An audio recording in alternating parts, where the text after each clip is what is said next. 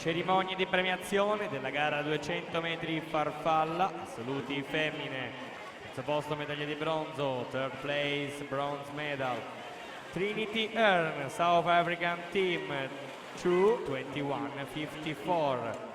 Secondo posto medaglia d'argento per la Delfinia Team Piceno col tempo di 2:19:08, Maria Lisa Yotku. Primo posto medaglia d'oro col tempo di 2:16:74 per la Nord-Est H2O, Angelica Cappelletto.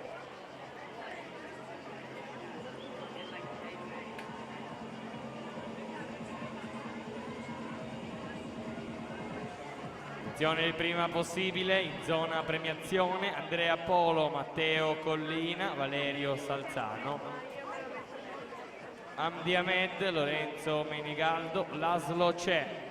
Questi atleti prima possibile in zona premiazione. Grazie.